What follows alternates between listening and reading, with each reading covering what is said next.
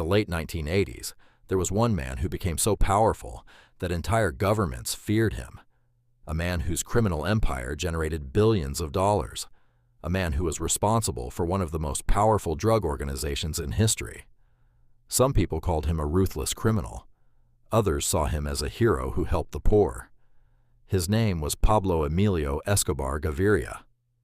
This is the true story of the rise and fall of the man known as the King of Cocaine. Pablo Escobar was born on December 1, 1949, in the Colombian town of Rio Negro. He grew up in a middle-class family. His father was a farmer. His mother worked as a school teacher. At first, Pablo's life seemed ordinary, but from a young age, he dreamed of becoming rich, not comfortable, not successful, rich, very rich. Friends who knew him during his teenage years later claimed that Pablo often talked about making huge amounts of money and becoming one of the most powerful men in Colombia. As he grew older, he became increasingly attracted to easy money and illegal opportunities. By his late teens, he'd already started participating in small criminal activities. At the time, nobody could imagine how dangerous his future would become. Before Pablo Escobar became a drug lord, he was involved in various street-level crimes. According to multiple accounts, he participated in smuggling, theft, and selling illegal goods. These activities helped him build connections with people involved in organized crime. More importantly, they taught him something that would define his future. Crime could be extremely profitable. During the 1970s, Colombia was changing. A new illegal business was emerging, a business that would create fortunes. That business was cocaine.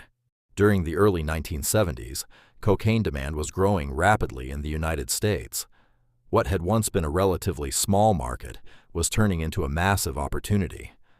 Criminal organizations across Latin America realized there was enormous money to be made. Pablo Escobar quickly recognized this opportunity. Unlike many others, he wasn't interested in staying small. He wanted total control. He began building networks for transportation, production, and distribution. Over time, he formed alliances with other traffickers. Together, they created what would become one of the most powerful criminal organizations in history, the Medellin cartel. This cartel would eventually dominate much of the international cocaine trade, and Pablo Escobar would become its most famous leader. The Medellin cartel grew at an astonishing rate. Shipments of cocaine were transported from Colombia into the United States using aircraft, boats, and complex smuggling networks. As demand increased, profits exploded. Millions became billions.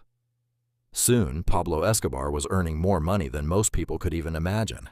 At the height of his power, estimates suggested that his organization generated billions of dollars every year.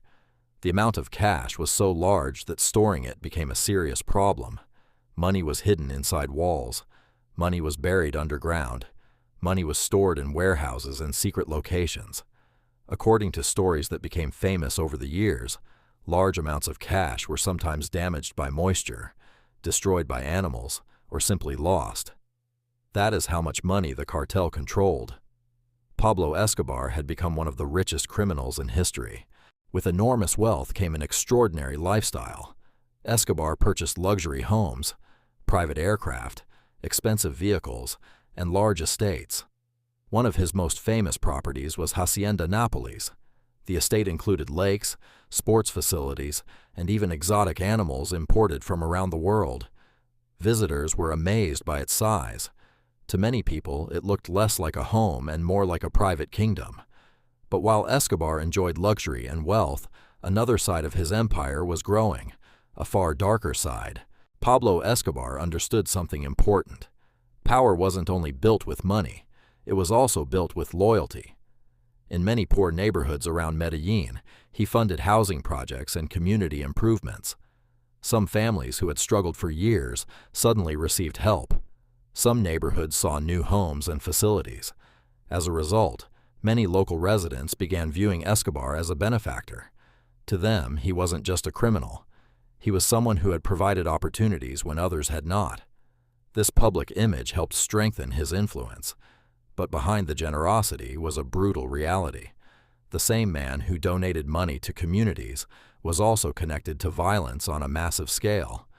And soon, Colombia would begin paying a terrible price.